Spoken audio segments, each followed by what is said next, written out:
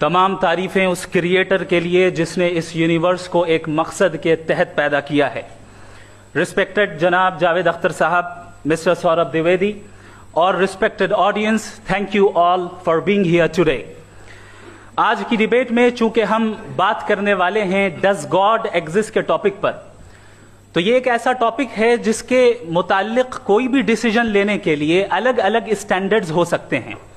لہٰذا ڈیبیٹ کے شروع میں یہ ضروری ہے کہ ہم یہ جان لیں کہ آج کے اس ٹاپک میں کون سا اسٹینڈرڈ صحیح ہوگا اور کون سا غلط ہوگا.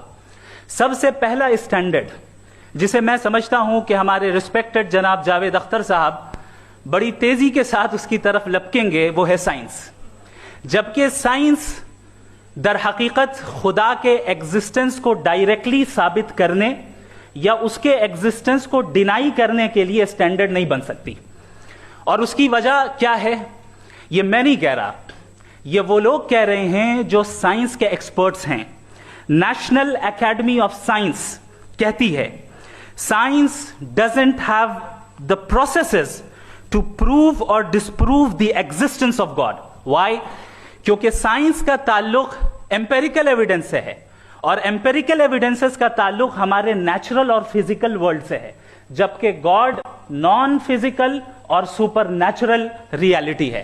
لہذا نان فزیکل ریالٹی کو آپ اس ٹول کے ساتھ نہیں چیک کر سکتے جس کا کام فزیکل ریالٹی کو تلاش کرنا ہے. لہذا آج اس ڈیبیٹ میں گاڈ کی ایگزسٹنس کو ثابت کرنے یا اسے ڈینائی کرنے میں سائنٹیفک ایویڈنس کو ایکسپٹ نہیں کیا جائے گا. دوسرا اسٹینڈرڈ ہو سکتا ہے ریویلیشن, کہ ریویلیشن کے ذریعے ہم یہ ثابت کریں کہ گاڈ ایگزسٹ کرتا ہے یا نہیں. لیکن یہ اسٹینڈرڈ بھی آج ارریلیونٹ ہے. کیوں؟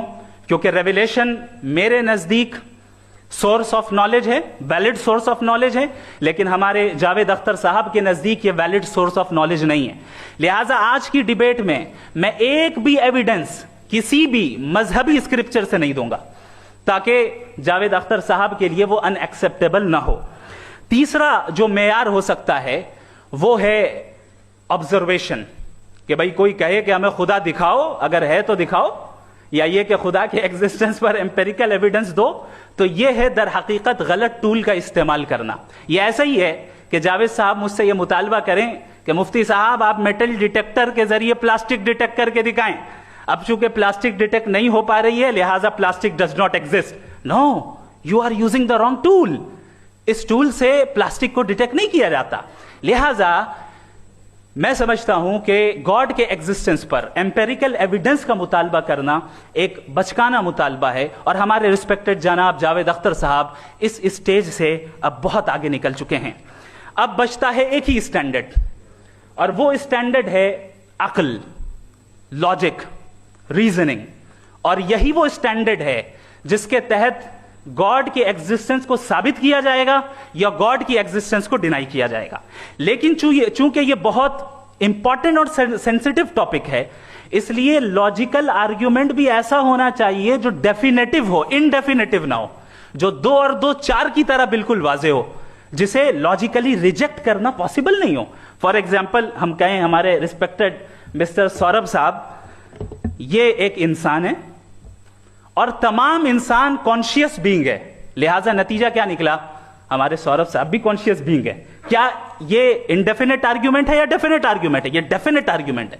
یہ 2 اور 2 کی طرح واضح ہے, اس میں کسی طرح جو ہے لاجیکلی اس کو ریجیکٹ نہیں کیا جا سکتا. تو اگر آج ہمارے جاوید اختر صاحب ایسی کوئی عقلی دلیل اور لاجیکل ایویڈنس دیں خدا کے نہ ہونے پر جو ڈیفینٹ بھی ہو, تو میں یہ اعلان کرتا ہوں کہ یقیناً میں اس ایویڈنس کو قبول کروں گا اور اس پر غور کروں گا. لیکن ساتھ میں یہ بھی اعلان کر دیتا ہوں پریڈکشن کے طور پر کہ ایسا کوئی ڈیفینٹ آرگیومنٹ کوئی نہیں پیش کر سکتا. دلیل ہم دیں گے اور ڈیفینیٹو دلیل دیں گے, لاجیکل دلیل دیں گے, ایسی دلیل دیں گے جو انٹائر ایتھیسٹک ورلڈ اسے ریفیوٹ نہیں کر سکتی. چلیں اب ہم ایک ایگزامپل سوچتے ہیں, ایک سینیریو, سمپل سینیریو. تمام آڈینس سے گزارش ہے, ہم اور آپ ایک آئسولیٹڈ آئیلینڈ پر ہیں, ایسا آئیلینڈ جہاں پہ ہم سے پہلے کوئی کبھی نہیں گیا. چلتے چلتے آپ کے سامنے اچانک آپ نے دیکھا ایک پنک کلر کی بال پڑی ہوئی ہے. سب سے پہلا سوال آپ کے ذہن میں کیا آئے گا کہ یہ بال یہاں کیوں آئی, کیسے آئی, یہ پنک کلر کی ہی کیوں ہے, کوئی اور کلر بھی ہو سکتا تھا, یہ اسی شیپ میں کیوں ہے, کوئی اور شیپ بھی ہو سکتا تھا. نیچرلی آپ اس طرف پہنچیں گے کہ کوئی نہ کوئی ہے جس نے ان اسپیسیفک پراپرٹیز کے ساتھ اس بال کو بنایا ہے اور یہاں پہ رکھا ہے. چونکہ آپ جانتے ہیں کہ یہ جو بال ہے اس کا ایگزسٹ کرنا ضروری نہیں ہے, یہ ایگزسٹ کر بھی سکتی تھی, نہیں بھی کر سکتی تھی, اور ایگزسٹ کرنا ہی تھا تو کسی اور فارم میں کرتی, کسی اور کلر میں کرتی. اب آپ اس بال کو ایکسپینڈ کرتے چلے جائیں, ایکسپینڈ کرتے چلے جائیں, ایکسپینڈ کرتے چلے جائیں, یہاں تک کہ یہ بال یونیورس کے سائز کی ہو جائے. بتائیے کہ کیا سائز کے بڑھ جانے سے سوال بدل جائے گا؟ ہرگز نہیں بدلے گا. ابھی بھی سوال رہے گا, یہ یونیورس کہاں سے آیا, ان اسپیسیفک پراپرٹیز کے ساتھ کہاں سے آیا, کیوں آیا, کس نے بنایا, یہ سوال اس وقت بھی ویلڈ رہے گا. لیکن یہ سوال اگر ہم جناب جاوید اختر صاحب سے کریں تو چونکہ ان کا ورلڈ ویو ایتھیسٹک ہے, اور صرف ان کا نہیں, مطلب جتنے بھی ایتھیسٹ ہیں اور ایتھیسٹک ورلڈ ویو کو رکھنے والے سے اگر آپ یہ سوال کریں کہ یہ یونیورس کہاں سے آیا, تو ان کا جواب یا تو آرگیومنٹ فرام اگنورنس ہوگا یا ڈوگمیٹک ہوگا. یا تو یہ کہیں گے کہ مجھے نہیں پتا کہ یہ کہاں سے آیا, لہذا گاڈ ڈز ناٹ ایگزسٹ, یہ آرگیومنٹ فرام اگنورنس ہے. یا یہ کہیں گے کہ یہ یونیورس خود بخود بن گیا, اس کا مطلب یہ ہے کہ اس بال کو بھی خود بخود بن جانا چاہیے, لیکن بال کے تعلق سے یہ ایکسپلینیشن ایکسپٹ نہیں کی جائے گی کہ یہ خود بخود بن گئی, لیکن یونیورس کے تعلق سے کر دیا جائے گا. اسے ہم دوسرے الفاظ میں ڈوگما بھی کہہ سکتے ہیں. دوسری چیز, ہمارے جاوید اختر صاحب ضرور گاڈ آف گیپس کی مثال بھی ضرور دیں گے, اور مثال دیں گے کہ پہلے زمانے میں بجلیاں کڑکتی تھی تو لوگوں نے کسی ایک خدا کی طرف, اور بارش ہوتی تھی تو دوسرے خدا کی طرف منسوب کر دیا, ان کے پاس دلیل نہیں تھی. یہ ہمارا ورلڈ ویو ہے ہی نہیں, یہ ہمارا ورلڈ ویو ہے ہی نہیں, کیونکہ نیچرل فینومینا کے پروسیس کی انٹرپریٹیشن کو جان لینے سے یہ کہاں سے ثابت ہو گیا کہ گاڈ ایگزسٹ نہیں کرتا ہے. اس پر میں انشاءاللہ ابھی آگے بات کروں گا. آپ حضرات یہ بھی دیکھیں گے, اور میں یہ ایکسپیکٹ کرتا ہوں کہ ہمارے ریسپیکٹڈ جناب جاوید اختر صاحب ضرور ایموشنل آرگیومنٹس بھی دیں گے, جو کہ ایک لاجیکل فیلیسی ہے جب بات آتی ہے ٹروتھ کو ڈیسائیڈ کرنے میں. کیوں؟ مثال کے طور پر وہ کہیں گے کہ اگر گاڈ ہے تو ایول کیوں ایگزسٹ کرتا ہے, جبکہ میں کہتا ہوں ایول کا ایگزسٹ کرنا گاڈ کے ایگزسٹ کرنے کی دلیل ہے, اس کے خلاف نہیں ہے. چونکہ اگر گاڈ ہے تو ہم سب اس کے سامنے اکاؤنٹیبل ہیں, اور اگر ہم اکاؤنٹیبل ہیں تو اکاؤنٹیبلٹی کے لیے ایول کا موجود ہونا ضروری ہے, اس کے بغیر ہم اکاؤنٹیبل نہیں ہو سکتے. اور اگر ہم اکاؤنٹیبل نہیں ہیں تو ہم جناب جاوید اختر صاحب سے پوچھیں گے کہ آپ بتائیں کہ پھر سفرنگ اس دنیا میں کیوں ہے؟ اگر خدا نہیں ہے تو سفرنگ کیوں ہے؟ اور ان لوگوں کے جذبے کا کیا جن کے اندر سفرنگ کے بعد انتقام لینے کا جذبہ پایا جاتا ہے اور وہ اس دنیا سے ایسے ہی چلے گئے, کیا ان کی ساری تکلیفیں بیکار چلی جائیں گی؟ اب آ جائیں اسی ایگزامپل کی طرف کہ بال, مجھ سے اگر کوئی پوچھے اس بال کو کس نے بنایا, اور یا اس ایکسپینڈڈ بال کو کس نے بنایا, میں کہوں گا کہ چونکہ یہ یونیورس اور اس یونیورس کی تمام چیزیں کانٹینجنٹ ہیں. کانٹینجنٹ ہونے کا مطلب یہ ہوتا ہے کہ جو اپنے ایگزسٹنس پہ کسی کے اوپر ڈیپینڈ کرتی ہو, تو ظاہر ہے یہ یونیورس کانٹینجنٹ ہے. اور اگر کوئی چیز کانٹینجنٹ نہیں ہے تو میں ریکویسٹ کروں گا کہ مجھے دکھا دیں کہ کون سی چیز یونیورس میں کانٹینجنٹ نہیں ہے, ہم بھی ذرا غور کر لیں اور ہم بھی دیکھ لیں.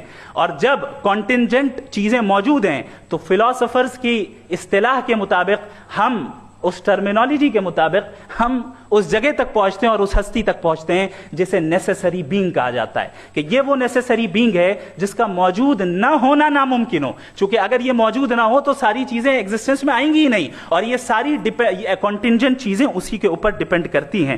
اب اگر آپ یہ سوال کرتے ہیں کہ پھر اس ہستی کو کس نے بنایا, پھر اس کا کاز کیا ہے, پھر اس کا کاز کیا ہے, پھر اس کا کاز کیا ہے, اور اینڈلیسلی چلے جائیں, اسے ہم کہتے ہیں انفینٹ ریگریس آف کازز, جو کہ لاجیکل فیلیسی ہے.